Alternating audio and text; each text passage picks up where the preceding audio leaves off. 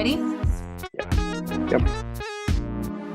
Hello, veterinary friends. Welcome to the Veterinary Life Coach podcast. Today, I have a wonderful guest for you that I know you're going to love. His name is Dr. Zach Mills.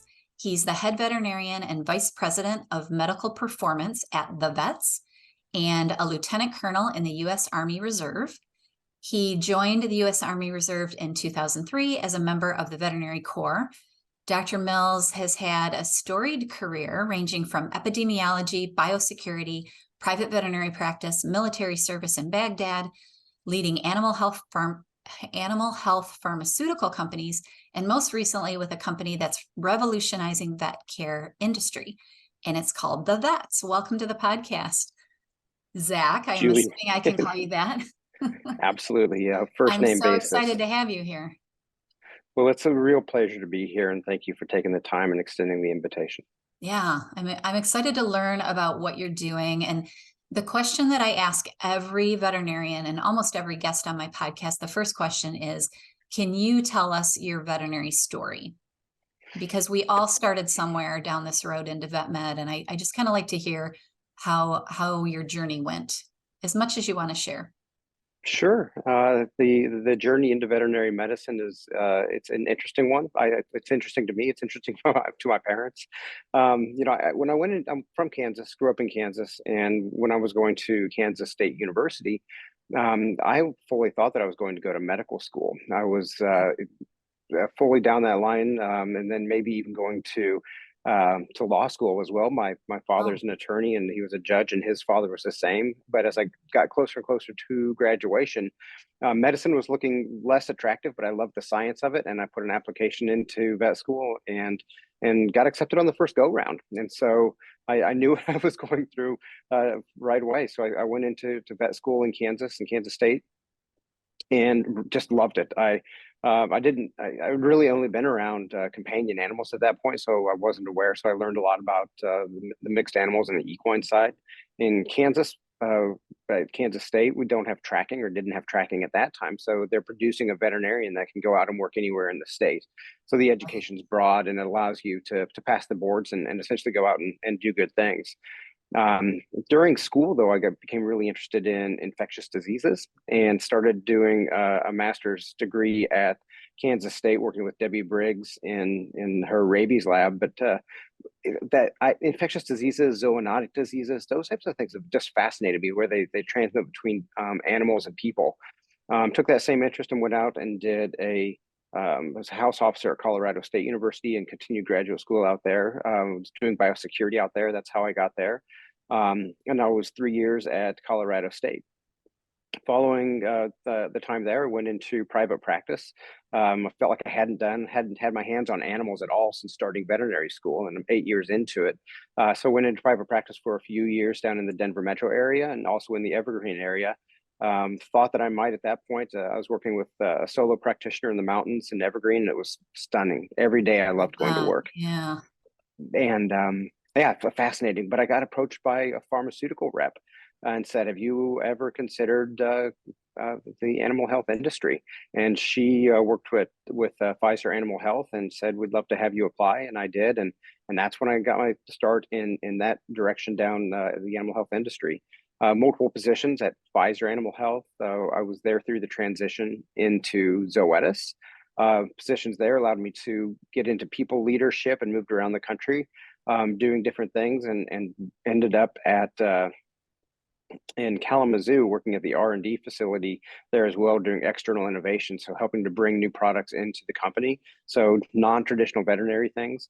Was recruited from there by a friend of mine named Mike Hamby, who was leading the group of the team at Mariel, and went down and was at Mariel briefly and helped them to through the transition into Boehringer Ingelheim.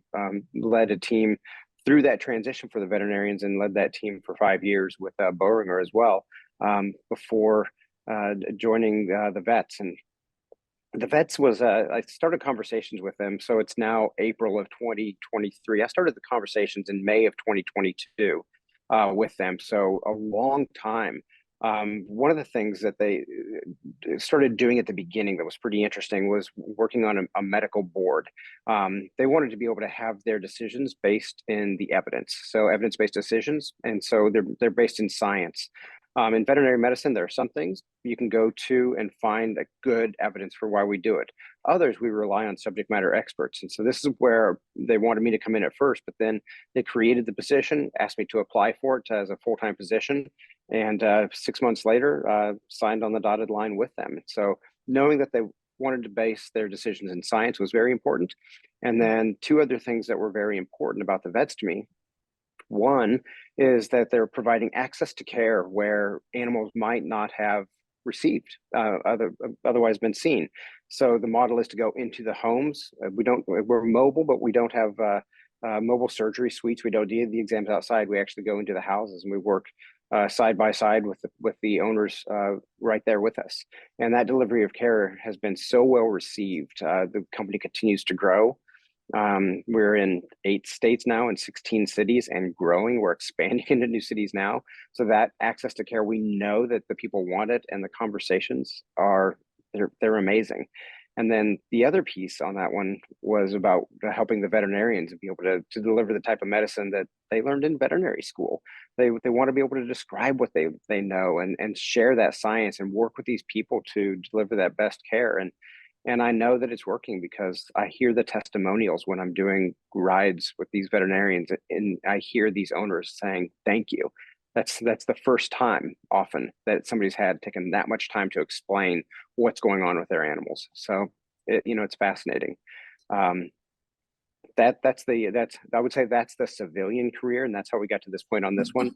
The military one has been running parallel for over 20 years now. 2023, I signed on the dotted line there.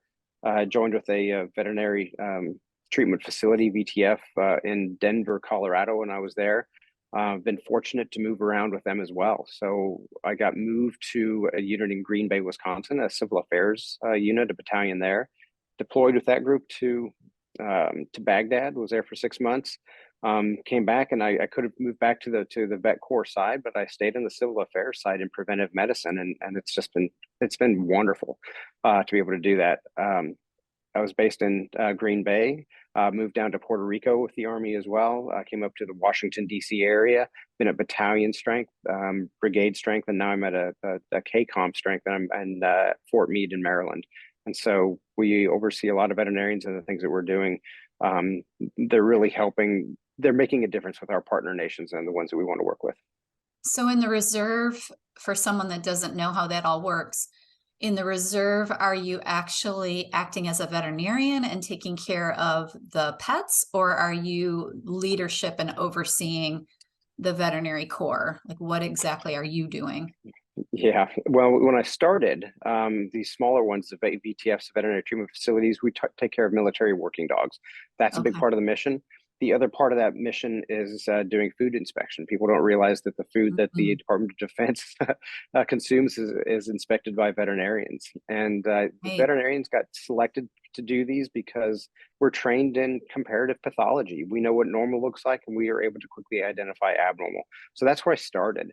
When I moved over into the civil affairs side, as far as having our hands on the animals, it's a different situation. So we're going into, the first one was into Baghdad and Iraq, and in those areas, in that area of operation.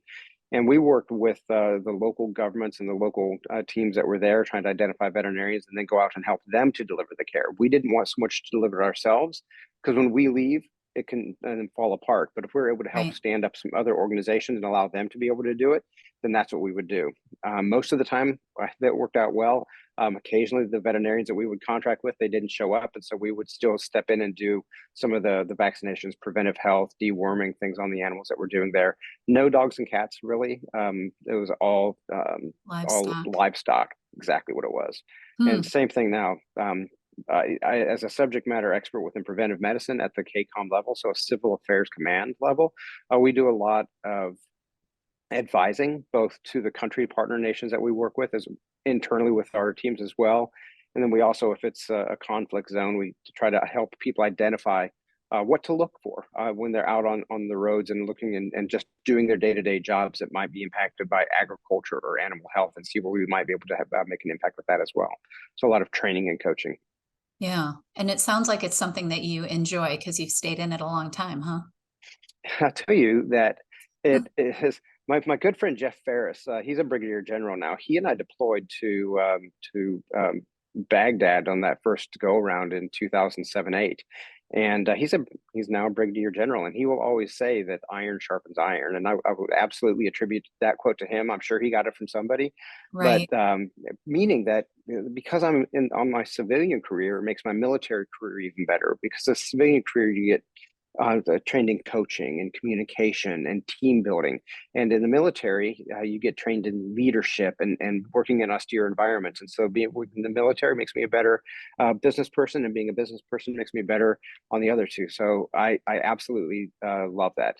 And I do think that nobody teaches leadership like the military. And the people that are in there in the reserves they're extraordinary. Most of these people are working two jobs, civilian careers and also high level where they are now. And so just the exposure to the people, I learn things new every time I'm around these people. Yeah, that's fascinating. So, off the Army Reserve subject, but back onto maybe the vets, I don't know. What is your thought? Because you've been in the industry a long time. What is your thought on the struggles that we're having now? We started with a little bit with the access to care, but what are the primary challenges that you see in vet med that we need to work on and solve? I mean, that's kind of why we're here, right? Yeah, and they're real. There's a couple things that are going on right now.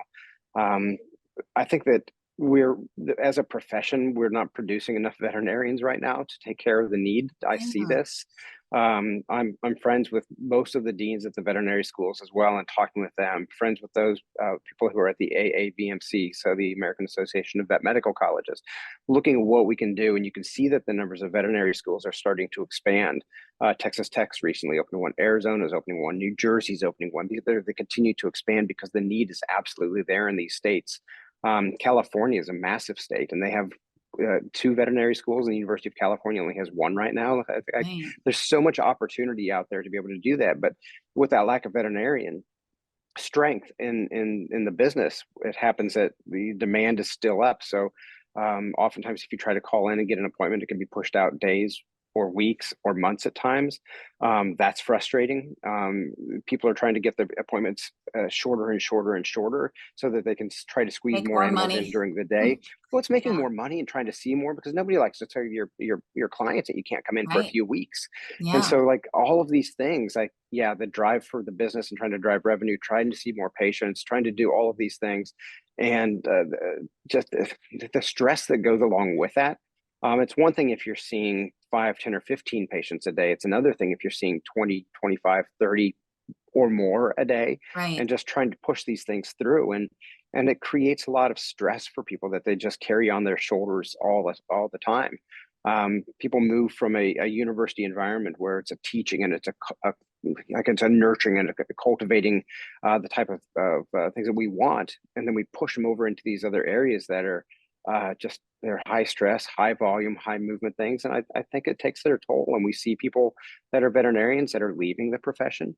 We see people that are veterinarians and trying to find new ways of doing things or cutting back on the hours. They want to have a work-life balance. They want to be able to enjoy life. And it's not always possible for people to do it in the systems that we have right now. Um, that kind of leads to the vets as well a little bit for me. Yeah. Yeah. This, Tell me about the philosophy of that. Like what yeah, so I understand the access to care part because you're going to people's homes. yep, And that I access to do care. understand the veterinarian part of it too, because it does slow it down a little bit, right? Yeah, it's exactly right. So that access to care is trying to see the animals that wouldn't have otherwise be seen. It could be because the owner couldn't come in, can't come in, works from home. The animal doesn't travel well. The owners don't have that much time in their day to put the animal in, drive, sit in traffic, and wait and do other things. In the We waiting come in room. there. in the waiting room and the barking and the meowing and the menagerie of the animals that you see. And so we're able to go in and deliver it in the comfort of their own homes. Oftentimes the animals, not always less stressed. Some of the animals are really stressed, which is why we're going there. But the heart rate on a cat and the stress levels when you go into a carrier in a car and then in a weight room with dogs barking, you're never going to have normal values when you examine that cat, whether it's physical parameters or whether it's taking lab work. So Right. it's just that's really nice. So those pieces of access to care, treating these animals that might not otherwise be seen.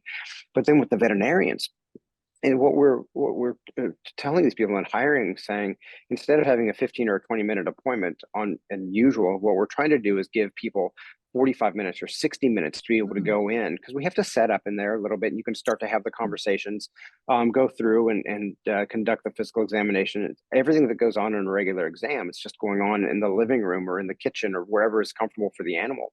And doing so, it allows that veterinarian to see 2, 3, or 4 appointments in the morning and 2, 3, 4 in the afternoon. So 6 to 8 per day instead of 26 to 28 per day. And in doing so, they can slow down and ask the questions. They can see the environment the animal lives in. You're taking in more information and you're able to have that conversation and make sure that you're getting shared decision making and buy-in from the owner before you leave and doing it. And so hopefully delivering a higher level of care. We don't want to, we're not low cost care. We're delivering a premium service when we're going in. We want white glove concierge service that we're you on your invitation going into your house and working with you to deliver that level of care that you would expect for us to come in and do that. But that time allows us to go through multiple things and go through the diagnostics or go through the findings and go through the orders with people a little bit better. And the feedback that I get from the veterinarians that are doing it is positive. They like what they're doing out there. Then they get a break driving between the two different appointments, a 15-minute break or a 20-minute break along the drive time is, to be able to collect their thoughts, enter the notes from that appointment, and get ready for the next one. And that type of a break doesn't ever occur on in a It brick for and sure mortar doesn't. facility. Yeah, No, yeah. Even your lunch break doesn't always occur, right? When you're lunch in a break is clinic situation. it's kind of air quotes, right? Like a lunch break. Sometimes. I'm going to go ahead and do is I'm going to make phone calls. I'm going to enter notes in. I'm going to do that, and I might get called in on an emergency to be Right. able to do those. So it's not always a break. Yeah. So So practically speaking, how does it work? Like it just because I don't know, if you're yeah, hiring veterinarians to do these home care services, there I'm assuming the corporation's overseeing that. But then does yep, that vet drive their own car? Are they on their own? Do they have technicians available? What happens great with questions. like their testing, that kind of thing? Yeah, for Share sure. that. Yeah, I actually love talking about it because everyone I Good. talk to about it, they say the usual response is, "Are you in our city yet?" Because they can't Yeah. wait to bring us in.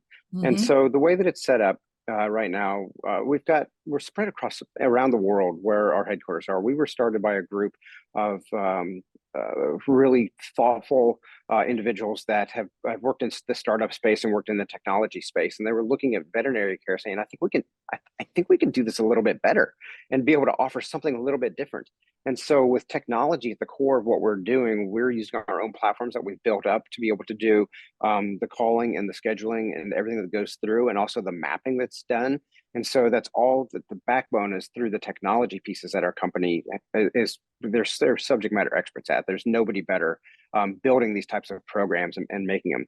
And then our veterinarians are we're based in a city, and we have a central hub that they're going to be working out of. Oftentimes, we will lease a WeWork site. They're metro areas, and so we have what we term a city manager, and so that city manager is like a hospital manager and is based at that WeWork site. And then in the morning, our veterinarians and the vet technicians, they meet, they rendezvous there, they go through their schedules and get everything ready to go back out. And then we have So like vans that they teams, like one vet yeah, and one tech, is that how it one works? veterinarian, Okay. one technician, and a van. And the vans are all the Awesome. same. They're all stocked the same. We have them branded on the outside the same. On the inside, we have power inverters, so we have the ability to do basic lab work in there. We have the ability to do refrigeration in there, Awesome. lock boxes and storage. So it's a clinic on wheels that has everything that's in there. It's just when they get to the site, then ring the doorbell, and then they have the scale that they go in, their basic medical bags that are going in based on the type of an examination that it is, Right. and the computer systems and that veterinarian and that vet tech, they work seamlessly to go through taking that history, looking at that animal and going through in the physical examination, working with the owner and building that team really tightly knit between the owner, the pet, the veterinarian, and the vet technician. Yeah. That city manager in that area oversees up to about 5 of these teams that are going, and we're divided geographically by zip code. They go and work these different areas, and then when it gets big enough, we open up another city manager, and we open up another site, and we look at another area to expand with the zip codes as well. So, up in a It's new city, that's kind of how the it's laid out. same type of thing. So if we're Right. going to be opening up in Atlanta, we'll have a central location, find a city manager to be able to open that office site up. We'll start hiring veterinarians, vet technicians, get them familiar with the way that we want to organize from a zip code space, and then start overlaying with the advertising and promotion to let people know that we're in the space doing the mobile care and coming in. Yeah. Well, it's fascinating to hear you talk about this because I know a lot of veterinarians aren't familiar with home care. I mean, there are home care vets, obviously, and there have been for years. But, at my practice years ago, we started doing house calls because Yeah, some people need them, certain birds or certain, people that couldn't get out of the house. And that is a really fascinating thing to do, is to go into someone's home and treat that pet with the people. I mean, I had some of my most fascinating experiences doing that, and good and bad, like some of them yeah, are yeah. bad. But I agree with you that it's a very unique and fascinating way to do what we do. And so I It, like that model. It sounds interesting. and it is, and it's amazing too. If you go to any veterinary practice around the United States right now and say, how often do you get asked if you do mobile calls? Do you go do house calls? Do you come to the house? And every single clinic is saying, I not only get asked, but I get asked multiple times a day. Mhm. And now we're able to do that. And if we can partner with these people as well, because we don't do all things, Right. for all things, right now, we're not doing surgeries there. We don't do anesthesia. We don't do dentistry. If it's advanced with hospitalization, it's sort of beyond the scope of what we're Right. doing, but we're still able to do basic medicine. And we really are priding ourselves around preventive medicine and elevating the standard of care that's being delivered up with a focus on preventive medicine. And I would really be remiss if I failed to say that, because this is what one of the differentiators on this as well, is we look at that evidence base, we work with our subject matter experts. What things are we going to be able to do and or offer to work with the veterinarians from a diagnostic standpoint or a treatment standpoint to diagnose disease earlier, more often, and allow the animal to live longer, happier, healthier lives with the owners, and over the long run, hopefully cost the owner less because you're picking things up sooner. So based on what the evidence and the expert is saying, running the blood work at particular time intervals, trying to pick those up. We do it already. Veterinarians are very good about doing fecals and parasite tests and heartworms, but expanding to try to pick other things up sooner and make sure that we're looking at those baselines, just like you would if you were the person going in and seeing your physician. They're going to run blood work and do these screening things and trying to pick them up, and trying to pick things up before they're causing a problem. And that's really what we're trying to instill in our veterinarians and our vet tech teams, as well as that making it easy for them to go through based on what the evidence is saying around that gold standard of care, to be able to have that conversation with the owners on why we want to do these things and what it means in the short term and what it can mean in the long term.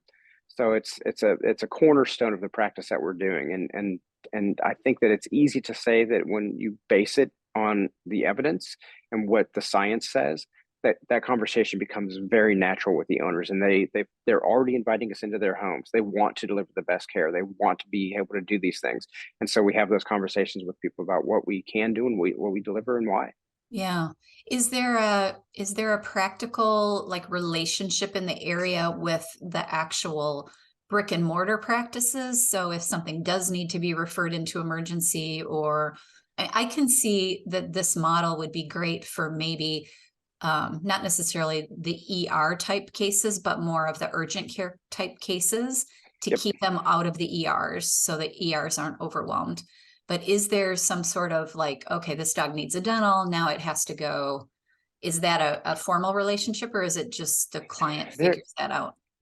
well, we try to help them. So our veterinarians, they live in the communities, they've been practicing there already, so they know the relationships that are there. Gotcha. And your point is absolutely on target. And as we continue to grow, we'll evolve these relationships and formalize them as well to make sure that we have those in place. And we let them know up front the things that we can do and those things that we can't do. Right. And but we want to make sure that when we are partnering with somebody, that they're delivering that same level of concierge care, white glove service. It's a service organization. We want to deliver high levels of care, and we want anybody that we're referring into and out of, whether it's to a GP to do a dental or a spay or a neuter, or whether they need to go to a university or a tertiary care facility for intense oncology workups. Those relationships have to be there. We're early in the tenure of the company, just over 2 years now, and so as we continue over the next couple of years as well, building those relationships, I think you're going to see more and more of that being formalized. Yeah. And then is there something in your mind that this type of service is offering besides slowing down a little bit for the veterinarians, but what does it do for their balance in their life, for their mental health? I mean, that's kind of what I'm all about, is getting people to get back to where they really love veterinary medicine. And what do you see about this that gets us back to that? A couple things on it. One of the things that really stresses veterinarians out are it can be emergency medicine. I think that there's a vet that is very good at emergency medicine, and there's those that don't like emergency medicine. Right. And I think that those two things. And so for the Far most apart. part, yeah, they're far apart, right? Like it's a bimodal curve. Like like if there's those and there's those Right. between the two. And I think that this is one of the things that it's a little bit more predictable, and I think that helps to lower the stress on that as well. Also, there are some veterinarians that don't like doing surgery. More and more, we're seeing the distributive medicine where they're coming out of school and now having 50, 80, or 100 surgeries that they've done, but there's still schools where they might graduate and they've done like a dog and a half, right? Like you did Right. one I side of a know. spay It's or really one side. scary. No wonder they're so stressed out, right? They're stressed, they don't like it, and this is a nice place for them to be able to land and still come in, see the animals, do the good care that we're doing, whether it's wellness through puppies and kittens, dogs and cats, or the senior dogs and cats, or whether they're seeing medical cases when they're coming in. um, Sort of taking the surgery off of the table, taking anesthesia off the table for them as well. That's not to say that in the future we might not start to have operations in cities where we'll be able to help people with those and make more continuity of care. But we wouldn't be asking everybody to do it. So for those veterinarians that want to practice this type of medicine, this is a great place to go. So you don't have to do some of those things that are the high stressors. You get more space in between the appointments to be able to do your notes and to be able to collect your thoughts before going back in.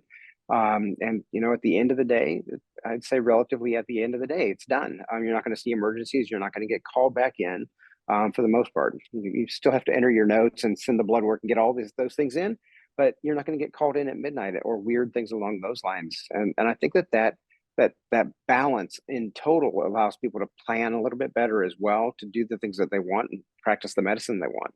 Have consistent hours and Yes. predictability and when they're going to have their time off. Yeah, I can see where that would be that would be a good model for that, where if you just want this is when I work and then I'm off.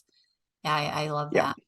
So if I change the subject a little bit, and we'll come back to the vets more, I think, but tell me a little bit about your leadership philosophy, because I'm a student of leadership. I love all things leadership.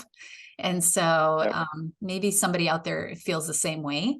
And you've had a lot of experience in that, in industry and in the Army Reserve and all. What is your philosophy on leadership, and how can people be better leaders?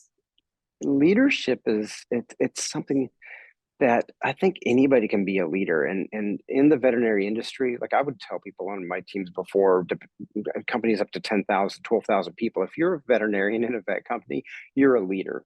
People are going to turn to you sort of regardless of what it is. You're going to be seen as a subject matter expert. And you just need to know how to be able to convey that, because people want to follow you and follow your lead. I mean, that's at the core of it. What that means is to be able to go down that right path. And a style of leadership as well. And I would say that it continues to evolve. It continues to evolve based on the jobs that I've had. the people that I'm exposed to, the leaders that I've had in the military on the civilian side, and I look at those people that I want to emulate and want to be like, and I can say that one, um, I like servant leadership. I think that it's important to Love serve that the people word. that you're working for. It matters. It Um, does. it makes a difference to be able to do that. And a leader's job is to be able to also recognize and support the team members as well. If I can de-emphasize myself as a leader as much as I can to help those people that are on the team to get the rewards and recognition that they deserve, I think that that's absolutely vital. As far as a leadership style, sort of two core tenets. I would say that one is vision. You need to be able to, as a leader, describe a vision of what you see and where you want to be able to go, and paint that picture so that you can encourage people to want to follow with you or side by side with you to go in one direction. And whether that's in the veterinary side or whether that's in the military side, being able to have that clear communication through that description of what your vision is vital. And the second piece is about transparency. I would say that in general, people don't like things happening to them. People want to be a part of that decision making. And so the more I can be transparent about how a company works, an operation works, why we're doing things, how we do things, where they fit in, why they fit in, all the different contingencies as well. Those two things are really what I try to hang my hat on. People they want to see how it works and they want to be a part of it. We might not be able to change it, but as long as they can see it and where it's going and understanding why we're doing it, the buy-in goes up. I think that so those two pieces, transparency and vision, that's a leadership style and the leadership philosophy, being a servant leader. And then I'm a big Dan Pink fan. His books, I pull a lot out of him. But one of the woes that I carry with me constantly is his book that's called Drive. Mm. And it's all about how to motivate people. And he talks about intrinsic motivation and he talks about extrinsic motivation. And so when we want to motivate somebody, you take the extrinsic motivators and you take care of them. Those are the things: money, work hours, Yeah, you're not environments. bribing people. You don't want to, No, you don't no, want that. it's fascinating. And then the intrinsic measures that he's saying that actually drive performance focus on three things: autonomy, mastery, and purpose. And if you're able to give employees the ability to focus on these and you support them through autonomy, allowing them to be, they're veterinarians. They want to practice the medicine that they've been taught to do. I want to give them the tools that are going to make them the best veterinarian possible. Mastery is to be able to take any subject matter expert and be that expert within that field and master what, maybe it's in medicine, it's around heartworm prevention. Maybe it's cardiology, and who knows what it is. Maybe it's communication or maybe it's leadership styles. Right. And then purpose. And if you're able to support people on the purpose that they believe in, they'll never want to leave because they believe that it's so strong for them. They're able to do what they want. They're subject matter experts and they have a purpose and a drive. And if we can create a culture that supports those alongside with filling a vision and being transparent on how we're going to get there, it can be masterful, I think. So Yeah. And that creates a lot of trust within an organization, I think. yeah, and trust always either the foundation or the cornerstone, whichever way you want to have it. Maybe it's all of those from a building standpoint, but I think that those are the keys, and I love talking to people and learning from them as well. So oftentimes, if we set goals and objectives, it's setting them out there, talking about how we're going to get to it. And if I can get out of the way and watch people go, we can regroup at that next objective and learn from each other. People that are doing it, they want to share what they've done. And for goodness sake, like I don't have all the answers, but the people Right. on my team do. And if we're able to leverage those and hear them, um, and the last thing I would say on that is that when let's say the team has the answers, that's building a diverse team, diverse in thought, diverse in background, diverse in culture. That's where your answers come from, and finding novel ways of being able to share those. So building a diverse team is absolutely vital to everything we're doing. Yeah. If you can't have like-mindedness, we need to have people coming in with different ideas and different solutions, and not everybody has the solution moving forward. So being smart enough to get out of the way and learn from the people that are on my team as well has been really valuable for me. I think that's really key, right? And when you're the leader, you kind of think it ends with you, and it doesn't really. Like if you can Oh, let the people like go around you and take off, that's when it really telling you. becomes fascinating, right? yeah, you get back and stand back and watch them do the things. And we try to hire like highly talented people that are doing extraordinary things with the experience and the breadth of experience of people that are coming in, and if they can bring that to bear, whether in the military or whether that's in the vets and bringing them in and watching them, that's where that comes from. Yeah. So is there, I don't know if there's kind of a written thing, but is there a vision that you see for this company called the Vets? Like, what is their vision and mission and purpose? And I think we've kind of covered it, but um, Yeah. And we just had a town hall last week, and we were fortunate to have our CEO, Daniel Segas, and he came on and he gave a few minutes on the background and why he wanted to start it. And it was powerful. It was heartfelt, and it was from the soul and what he wants to be able to do on delivery of the healthcare. And so as we want to go into the homes, delivering that top level of care, being part of that veterinary community and that healthcare provider system as we're doing it. At the same time, we want to grow and build careers around the veterinarians that are able to do that and create a place where they want to develop and come home. I never want this place to be seen as a temporary or a stopgap solution for somebody looking for another career. I want this to be a destination career that helps them to be able to support and grow.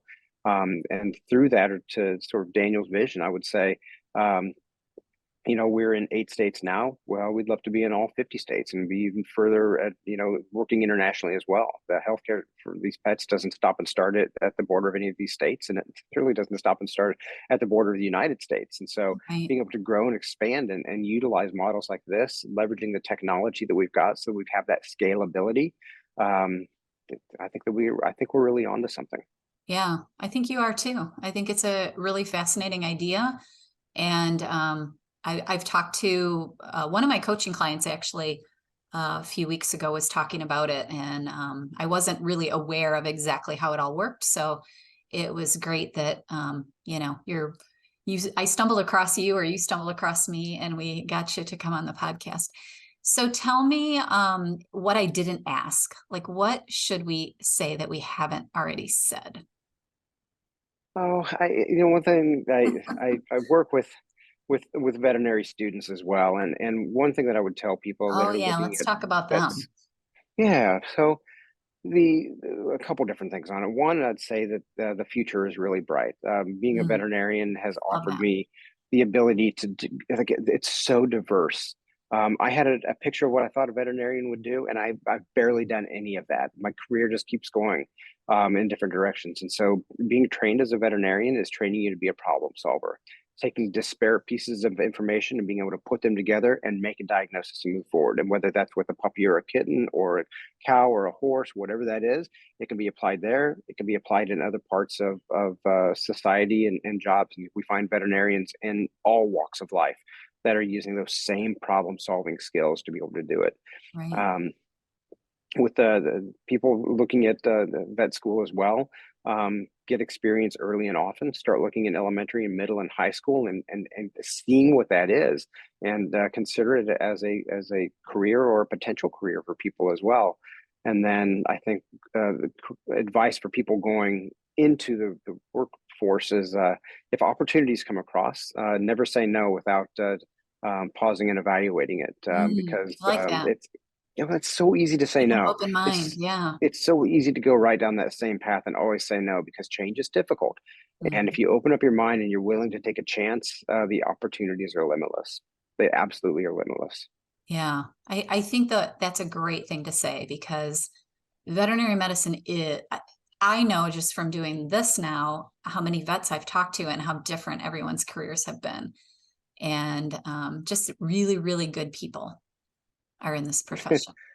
They are, and their hearts are in the right place, and they want to do the right thing, and being able to leverage that type of power, and they're smart, like they're going to veterinary school, they're solving problems and Right. delivering medicine, and the animals aren't telling them what's wrong with them. They don't tell them where it hurts, or at least they don't tell them verbally where it hurts. Right. So those are the things that you can apply really across the board. Yeah. I love that.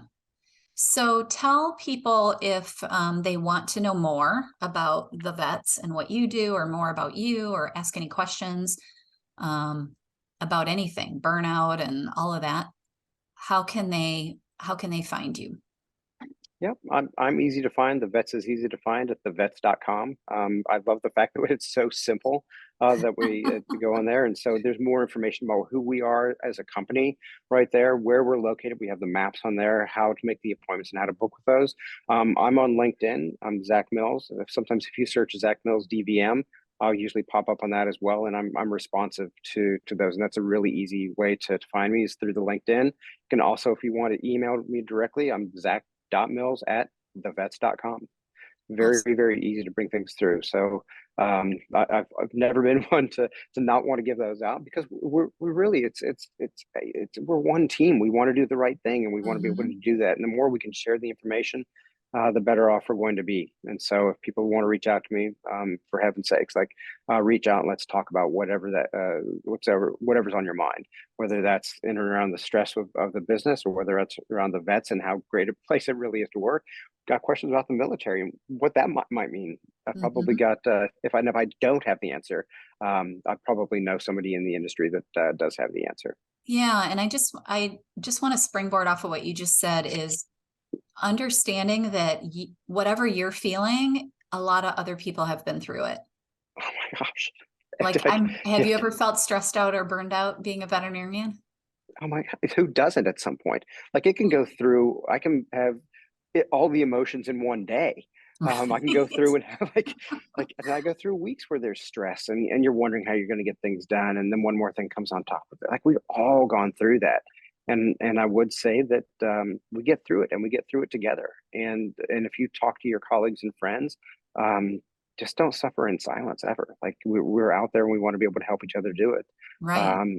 I've lost friends, dear friends, in the industry that have taken their own lives, and it's so sad because these people are not only friends but they're loved universally. They're so good, and you know what the cross that they're bearing that is weighing so heavily as to make such drastic decisions is it's so difficult because there is another solution that's out there. Right. We can do it and we can find it. And with veterinarians, whether it's in veterinary medicine or whether it's somewhere else, the skills are so universal. We'll always find people jobs. Yeah. That's There's not going to be the ways to problem. solve it all, right? That's right. Yeah. Yeah. We do it together. Yeah. I mean, that's what it's all about. That's why I love these podcasts because I get to meet people that are all on my team. Yeah, right. We all want the same thing: Right. delivery of best care, top level customer service to the owners as well.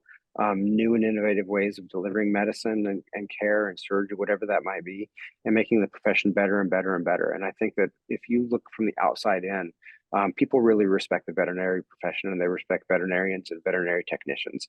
And as long as we're being stewards of our profession as we move forward, it's only going to get better. Absolutely. I love that. Well, I think that's kind of a good place to end. Is there anything else we want to say? I just really At thank least you for the today. time. We can always come back. Yeah, it's just been a real pleasure. Like with the opportunity to be able to come on and talk about some of the things, not only her personally in my life, I think the vet profession in general, the new opportunity with the vets and what that's able to do and why we're offering that and why it's important to come out and making people aware of that so that we can start to deliver even more and more care. And if people are interested in coming to work for us, let's talk. If we're not in your city already, we'll be in a city near you soon. So, Yeah. that's the goal. But these opportunities to talk about veterinary medicine, I think they're fantastic. So thank you for Yeah, the I love opportunity. it. Well, congratulations on all that you've done and all that you're going to do. I really appreciate it. And thanks for taking the time and the interest in me and my career. Yeah, it's been fun. Okay, everyone, have a beautiful week. This is Dr. Zach Mills, and I really appreciate you being here and hope things continue to go well. Great. Thank you so much. All right. Bye, everyone. Bye. Bye, Zach.